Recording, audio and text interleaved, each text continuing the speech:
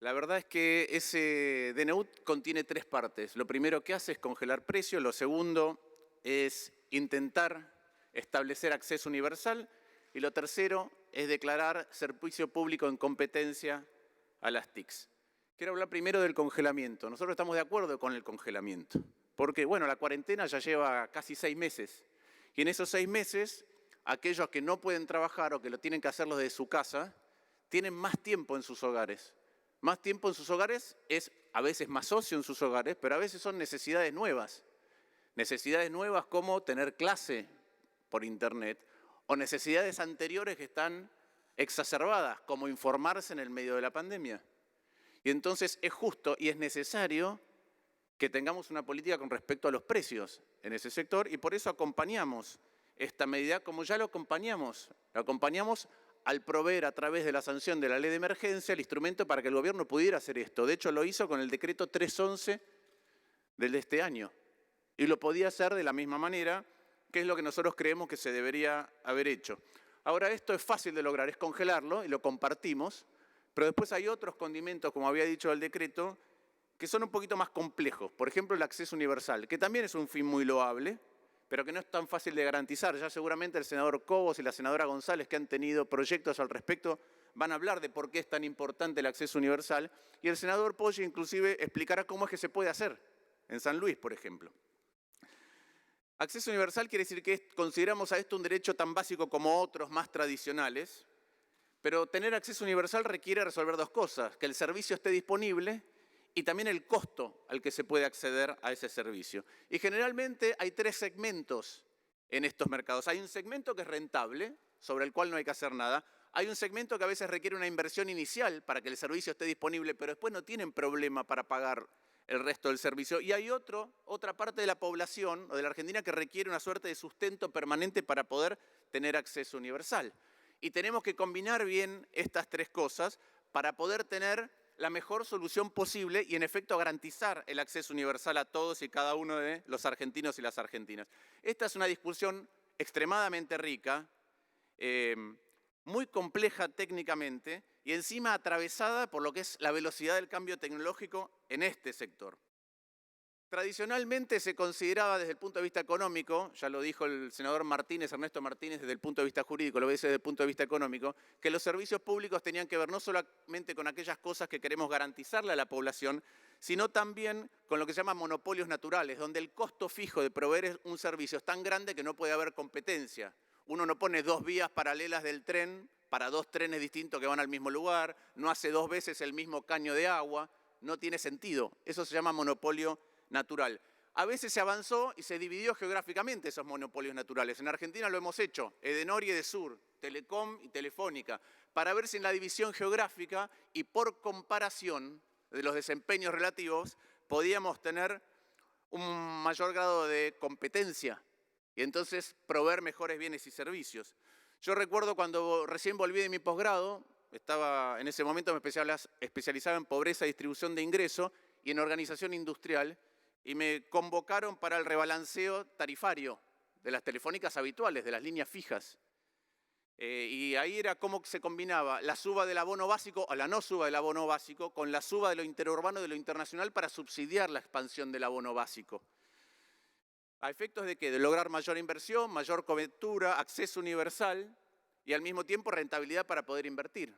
Nosotros hicimos la propuesta más progresista no fue la que se abrazó en ese momento, pero sí recuerdo que teníamos discusiones técnicas muy profundas sobre un tema complejo en ese momento, menos complejo que actualmente por la tecnología. Creo que seguimos discutiendo los mismos temas que hace mucho tiempo en la Argentina, pero cada vez con peor calidad técnica. Lo que nosotros debemos abordar para garantizar acceso universal, como decía antes, tiene la misma lógica que lo que acabo de describir del rebalanceo, pero es mucho más complejo, más rico conceptualmente, con distintas instancias nuevas y atravesada por un feroz y enormemente veloz cambio tecnológico. Tenemos que ver cómo es el acceso a la red para los mayoristas, cómo es la última milla para los minoristas, cómo garantizamos más inversión, más acceso, más calidad y menores precios todo al mismo tiempo. Tanto cambió ese mundo que Internet, el acceso a Internet sube, el de la telefonía móvil también, y el acceso universal a la telefonía fija baja. Hay menos teléfonos fijos. Y esas compañías que antes proveían telefonía fija o se tuvieron que reconvertir o no existen o están severamente desafiados por nuevos actores. Y eso lo tenemos que incorporar. Es complejo, no es solamente decir lo vamos a hacer. Piensen ustedes lo siguiente, este aparatito que tenemos ahora todos en el bolsillo es el avance tecnológico de mayor velocidad de difusión en la historia del planeta. El avance tecnológico de mayor velocidad de difusión en la historia del planeta. Mi hijo, por ejemplo, todavía no puede creer que cuando yo era chico no había teléfonos móviles. Y sin embargo hoy hay más líneas de teléfonos móviles que habitantes. Nunca antes en la historia de la humanidad pasó esto. Por eso requiere que lo abordemos como corresponde, que incorporemos lo que implican esos saltos tecnológicos.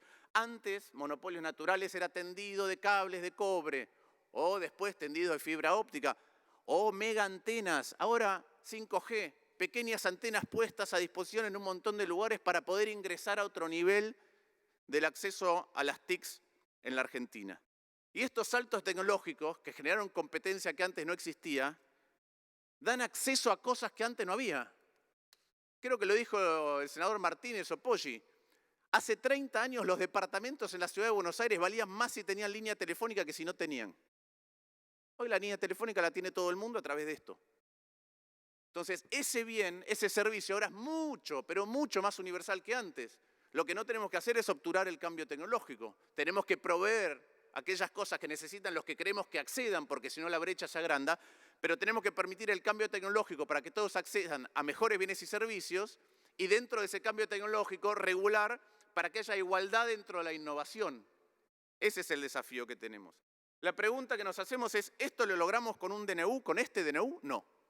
¿Por qué? Bueno, porque es muy súbito, porque no tiene contenido específico, porque genera incertidumbre, el senador Poggi lo describió, porque genera discrecionalidad. Y eso atenta contra las inversiones que necesitamos. Teníamos la 27078, se modificó por el DNU 267, ahora la modificamos por el 690, decimos que estamos volviendo a la ley anterior, pero no es la ley anterior. Y la verdad que como clase política nos tendríamos que dar una discusión muy profunda de cómo ordenar esta mega industria, este mega sector que atraviesa todos los demás sectores de manera rigurosa, conversada y dialogada. ¿Con esto incentivamos los miles de millones de inversiones que se necesitan para el 5G en la Argentina y cerrar una brecha con el resto del mundo? No. ¿Qué quiero decir con la brecha con respecto al resto del mundo? Distintas publicaciones internacionales. Por ejemplo, de la Sociedad de la Información, Argentina está número 51 de 176 en un análisis multidimensional de acceso a la información. Está número 64 del mundo en acceso. Está número 69 en velocidad de banda ancha, la mitad que el promedio mundial.